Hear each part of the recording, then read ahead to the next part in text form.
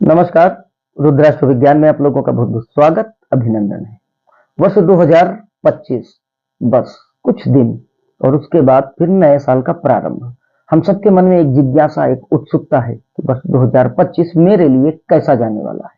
इसी क्रम में आज हम बात करेंगे पहली राशि यानी कि मेष राशि की या फिर मेष लग्न की, जिनकी भी कुंडली में चंद्रमा 1 नंबर वाली राशि में बैठे हैं, उनकी राशि होती है मेष राशि। और जिनकी कुंडली में पहले खाने में 1 नंबर की गिनती लिखी है तो उनकी मेष लग्न होती है।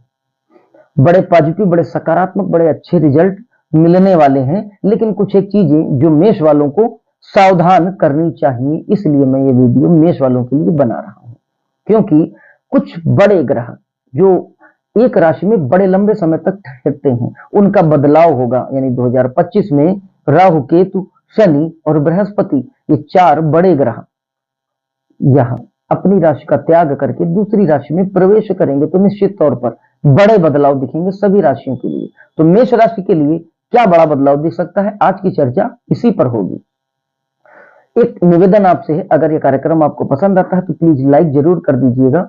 हमारे चैनल के माध्यम से अगर आप अपनी जन्म की तिथि, जन्म का समय, जन्म का स्थान भेजते हैं तो हम आपकी कुंडली का निःशुल्क विश्लेषण करेंगे और निःशुल्क, सरल और सटीक उपाय बताएंगे। तो जरूरतमंद लोगों तक हमारे कार्यक्रम को शेयर करें और यदि संभव हो तो चैनल को सब्सक्राइब करके ऑल बटन को प्रेस कर दें। चलिए कार्यक्रम को शुरू करते हैं। देखिए 2025 में एक अच्छी बात यह रहेगी कि शनि देव की जो तृतीय दृष्टि पड़ रही थी आपकी राशि पर, वो तो हट जाएगी। लेकिन जैसे ही 11 नंबर की राशि से 12 नंबर की राशि यानी कि मेष वालों के लिए 11 नंबर की राशि कुंभ राशि से शनि देव गोचर करेंगे 12 नंबर यानी मीन राशि में, वैसे ही आपकी 7.5 भी प्रारंभ हो जाएगी। डरने वाली कोई बात नहीं है। शनि देव आपकी कुंडली के हिसाब से दसम और एकादश भाव यानी 10th हाउस और 11th हाउस के स्वामी होते हैं। दसम भाव हमारे कर्म का होता है और एकादश भाव हमारी प्राप्ति का होता है कि हमें मिलना क्या है, हमारी इनकम का हो सकता है। हमने कुछ भी किया, अभी किया या पूर्व के जन्मों में जो भी किया, किसी भी प्रकार की प्राप्ति का जो भाव है वो 11th हाउस यानी हमें क्या मिलने वाला है। तो इन दोनों महत्वपूर्ण भावों पर नियंत्रण शनिदेव का है आपकी कुंडली में, तो इसलिए भी यह गोचर आपके लिए महत्वपूर्ण हो जाता है। तो 2025 में शनि की जो दृष्टि होगी वो मेष राशि से हटेगी, लेकिन 7.5 का प्रारंभ होगा। गुरु द्वितीय भाव से तृतीय भाव में जाएंगे, लेकिन नवम भाव जो कि इनकी अपनी ही जिसमें राशि है धनु राशि, उसको पूर्ण दृष्टि से देखेंगे, सप्तम पूर्ण दृष्टि से। तो बृहस्पति नवम भाव को पूर्ण दृष्टि से देखेंगे और वो भाव एक्टिवेट हो जाएगा। तो नवम भाव हमारे भाग्य का भाव होता है, प्रमुखतया भाग्य को देखते हैं। भाग्य का अर्थ है कि हमने परिश्रम कितना किया और उसके बदले हमें रिजल्ट कितना मिला। बहुत से लोग मेरे पास आते हैं, बताते हैं मैं बहुत मेहनत करता हूं लेकिन रिजल्ट नहीं मिलता। और बहुत सी कुंडलियां मैंने ऐसे भी देखी जो लोग उतना ज्यादा एलिजिबल नहीं थे जितना ज्यादा उनको रिवार्ड मिला। यानी वो अपना जो जीवन स्तर जी रहे थे उस जीवन स्तर के समतुल्य वो उतना परिश्रम नहीं कर रहे थे। यही भाग्य है। तो भाग्य भाव पर बृहस्पति देव की दृष्टि जो कि सर्वथा शुभ ही होती है, शुभ ग्रह है, बृहस्पति की दृष्टि शुभ होती है। और इसमें शुभता में और अधिक शुभता तब आ जाती है जब ये अपनी ही राशि को देख रहे हैं। तो नवम भाव में इनकी स्वयं की धनु राशि विराजमान है और यह स्वयं अपनी ही राशि को देखेंगे तो 9th हाउस हाईली एक्टिवेटेड हो जाएगा, तो जिसका आपको बेनिफिट मिलेगा। आपके बिगड़े हुए काम बनने लगेंगे, आपको बाहर के रिसोर्सेज से सपोर्ट मिलने लगेगा। ऐसे लोग जो अब तक आपकी बुराई कर रहे थे, आपके जो गुप्त शत्रु थे, वो भी आपके सपोर्ट में आते हुए निश्चित दिखेंगे।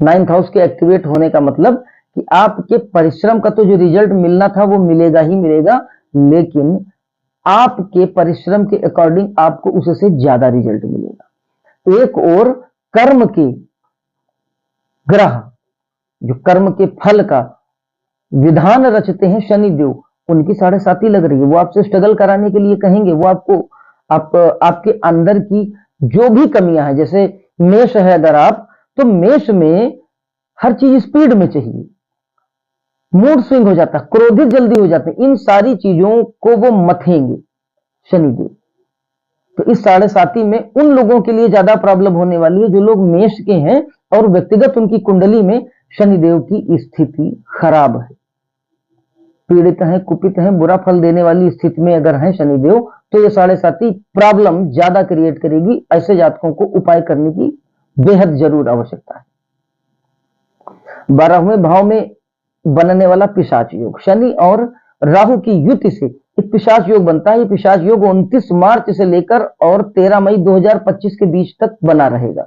पिशाच योग जैसा कि आप नाम से भी समझ रहे होंगे कि कोई बहुत अच्छा योग नहीं है, लेकिन बहुत से मामलों में कोई भी योग जिसको हम सामान्यतः बुरा समझते हैं बहुत अच्छे परिणाम देता है। आपके साथ भी यही होने वाला है। आपकी कुंडली में ये जो पिशाच योग का जो निर्माण होगा, जिसमें शनि और राहु एकत्रित होकर इसका निर्माण कर रहे हैं, इसका नतीजा आपको मिलेगा कि आपका जो रोग होगा, अगर आपका जो कोई ऋण है, अगर आपका कोई शत्रु है या गुप्त शत्रु जो आपके खिलाफ हमेशा षड्यंत्र रचा करता है, इनसे आपको मुक्त कराएगा, इन पर विजय दिलाएगा। कोई मुकदमा कोर्ट कचहरी में पेंडिंग चल रहा है, जिसका कोई सॉल्यूशन, कोई रिजल्ट नहीं मिल रहा, उसमें वो समाधान देगा आपको। बुरी चीजों से आसानी से परास्त किया जा सकता है। कहते नहीं कि लोहे को लोहा काटता है, तो रोग, ऋण, शत्रु जैसी बुरी चीजें, खतरनाक और कठोर चीजें, इसको कोई कठोर योग, पिशाच जैसा योग ही इसको जो है पराजित कर सकता है। तो वो समय आ गया है, इस मामले में आप निश्चिंत हो जाइए। 14 मई के बाद बनने वाला एक योग है गुरु चांडाल योग, जिसमें बृहस्पति और राहु का आपस में दृष्टि परिवर्तन हो रहा है और यह आपको आय से संबंधित मामलों में बड़ा लाभ कराएगा। हालांकि थोड़ा सा मैं ये जरूर कहूंगा कि इस अवधि में आपकी बुद्धि की जो प्रखरता होगी वो टोटली आपको प्रॉफिट गेन करने पर ही फोकस्ड करेगी। मतलब उसमें हो सकता है कि आप नीति, सत्य और न्याय जैसी चीजों को नजरअंदाज करें, ये नहीं करना है, क्योंकि राहु प्रॉफिट देगा। तो आप सोच कर देखिए कि कोई एक व्यक्ति है और उस व्यक्ति की जो मित्रता है वो किसी चोर से है, और वो चोर जो है उस व्यक्ति को बहुत मानता है, वो उसको बड़ा प्रेम करता है, तो वो चोर उस व्यक्ति को जो लाभ पहुंचाएगा किस प्रकार के धन से पहुंचाएगा? चोरी किए हुए धन से ही ना। कहने का अर्थ यही है कि राहु जब प्रॉफिट देने पे आएंगे तो इनका फोकस प्रॉफिट पे होगा, आपकी इनकम को इंक्रीज करने में होगा, आपकी आय को बढ़ाने में होगा। इस कारण से ये किसी भी तरीके से आपको लाभ पाने के लिए प्रेरित करेंगे। इस पर थोड़ा ध्यान रखिएगा। क्यों? क्योंकि उधर 7.5 चल रही है, तो इसके बुरे रिजल्ट भी मिल जाएंगे। आपको प्रॉफिट वैसे भी होगा, लेकिन ये पहले अपनी आदत के अनुसार आपको प्रलोभन यानी लालच देंगे कि ये सबसे अच्छा शॉर्टकट है और इस तरीके से आप रातों रात करोड़पति बन सकते हैं। इस बात को नजरअंदाज करिएगा। इस तरीके की एक्टिविटी में आपको बिल्कुल लिप्त नहीं होना, क्योंकि एक तो प्रॉफिट नहीं होने वाला, इस तरीके शॉर्टकट से आपको कोई प्रॉफिट नहीं होने वाला। हाँ, वो सब्जबाग दे के, चूंकि शनि दंडाधिकारी है, 7.5 का प्रारंभ होगा, तो कहीं ना कहीं शनिदेव भी, क्योंकि कहा गया शास्त्रों में कि शनिवत राहु, तो शनिदेव उधर क्या चाहेंगे कि अगर आपसे पहले कोई मिस्टेक, कोई भूल चूक हुई है तो उसका वो दंड देंगे, तो ये राहु को अपना सपोर्टर बनाएंगे और उसके माध्यम से वो आपकी बुद्धि को भ्रमित करेगा, शॉर्टकट, इलीगल मैटर्स वगैरह के लिए आपको प्रेरित करेगा, आप करेंगे, उसके बाद आप उसमें उलझ जाएंगे और फिर यही होगा कि 7.5 तो बड़ी खराब गुजरी। इसीलिए मैं आपको अभी से सचेत कर रहा हूं, ये गोचर बड़ा पॉजिटिव आपके लिए जाने वाला है, लेकिन यदि मैं जो बता रहा हूं उसके अनुसार अगर आप चलने का प्रयास करेंगे तो गुरु चांडाल योग भी आपको बड़े लाभ दिला सकता है। श्री विष्णु सहस्त्रनाम स्तोत्र का पाठ करें। जो लोग पाठ करने में सक्षम नहीं है वो सुबह सुबह अपने मोबाइल में भी चाहे तो बजा लें, और वह जो मंत्रोच्चारण है, वो जो भगवान श्री हरि के जो नाम है वो आपके कान में गुंजित होंगे, तो निश्चित तौर पर आपके अंदर उस प्रकार की ऊर्जा का निर्माण होने लगेगा और नो डाउट कि आपको बेनिफिट्स होने ही होंगे। तो यह एक उपाय है, इसको जरूर करिएगा। घर में नगद जरूर रखें। यह मैं आपको एक तरीके की रेमेडी दे रहा हूं, एक उपाय दे रहा हूं, और कि घर में आप नगद रखिए, कुछ ना कुछ पैसा आप जरूर रखिए, अलमारी में या जहां भी आप सुरक्षित समझें वहां पर कुछ ना कुछ पैसा डाल के जरूर रखिए। आपके घर में कैश की लिक्विडिटी बनी रहनी चाहिए।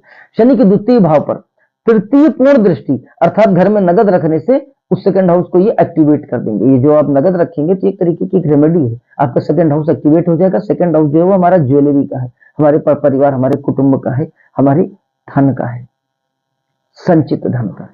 तो आप वहां पर रखिए। उसके बाद देखिए कि फिर किस तरीके से स्थिरता के साथ आपके धन में वृद्धि होती है। आप स्वयं महसूस करेंगे इस मिथक को कि साढ़े साथी केवल नुकसान देती है, ऐसा नहीं है। आप स्वयं फील करिए जो मैं बता रहा हूं, फिर आप देखिए साढ़े साथी जरूर प्रारंभ होगी, लेकिन साढ़े साथी से आपको प्रॉफिट कैसे लेना है ये तरीका मैं बता रहा हूं।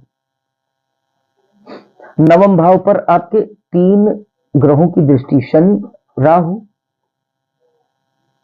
नहीं सॉरी माफ करिएगा, शनि, केतु और बृहस्पति, इन 3 बड़े ग्रहों की दृष्टियां पड़ रही हैं। इसका मतलब कि 9th हाउस आपका हाईली एक्टिवेटेड हो रहा है, यानी कि ये तीनों ग्रह मिलकर आपके वही भाग्य भाव को बढ़ाने का काम करेंगे।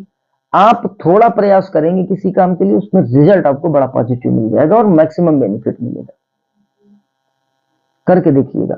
ये जो ग्रह किसी एक ही भाव पर एक साथ अपनी ऊर्जा को प्रवाहित कर रहे हैं तो निश्चित तौर पर उस ऊर्जा का प्रभाव तो दिखेगा।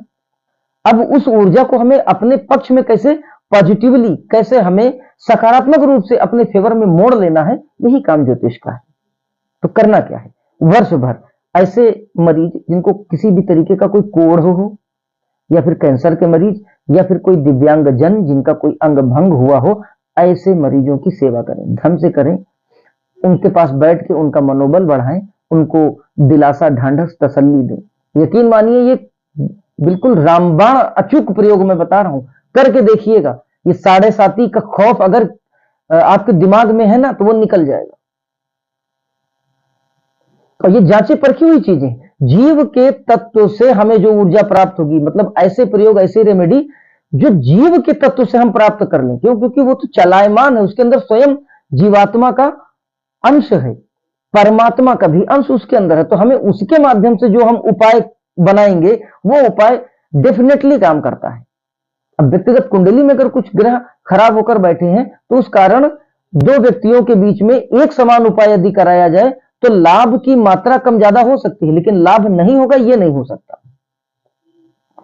एक काम आप और करिए, घर के उत्तर पूर्व के कोने में यानी ईशान कोण में तुलसी का एक पौधा लगाइए और तुलसी की एक माला 1 जनवरी को सुबह के समय आप पहन लीजिए।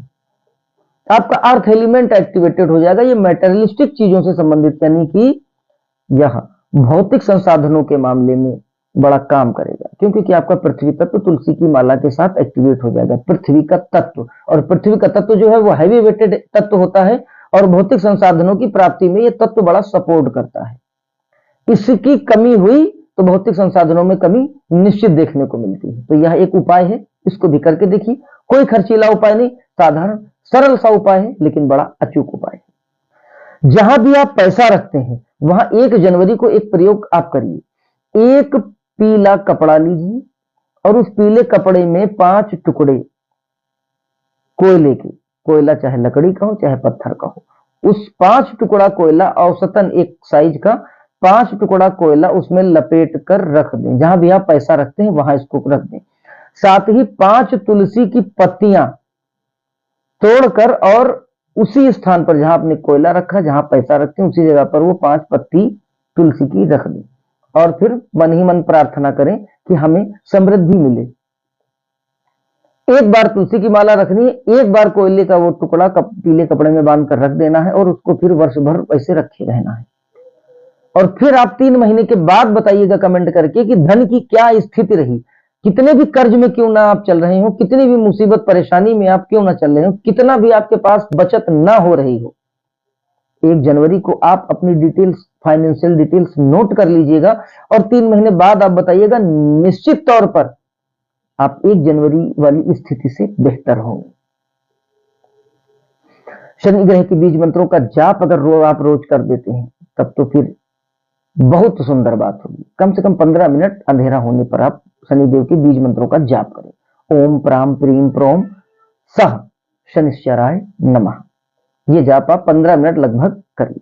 काला उड़द, काला चना, मोटा अनाज, सरसों का तेल इत्यादि शनिवार को, प्रत्येक शनिवार को गरीबों को अपनी सामर्थ्य के अनुसार दान करके देखिए। फिर वही जीव के तत्व की बात आ गई। इतना बेनिफिट आप उठाएंगे कि आप भूल जाएंगे कि 7.5 नाम की कोई चीज परेशान करती है। अपने जन्म स्थान से दूर रहकर जो लोग व्यवसाय या नौकरी कर रहे हैं, वो अगर रोजाना मंदिर जाकर गरीबों की सहायता करें और कौवे या कुत्ते को कुछ खिलाएं, तो यकीन मानिए कि कार्य क्षेत्र में उन्नति और उन्नति के साथ लाभकारी परिणाम आपको मिलेंगे, इसमें कोई संदेह नहीं। इस वर्ष अगर आप ऐसे लोग जो बेसिकली जॉब में इन्वॉल्व हैं और अपना वो ट्रांसफर चाह रहे हैं, वो बहुत दिनों से कोशिश कर रहे हो कि उनको कहीं और जाना है या वापस, अगर वो कंडीशन अलाउ करती है, वो अपने घर में पोस्टिंग कराना चाहते हैं, अगर वो कंडीशंस अलाउ हो रही है तो ऐसे लोगों को सफलता मिलेगी। यह प्रयोग करें, बड़ी खुशखबरी मिलेगी, इसमें कोई डाउट नहीं है।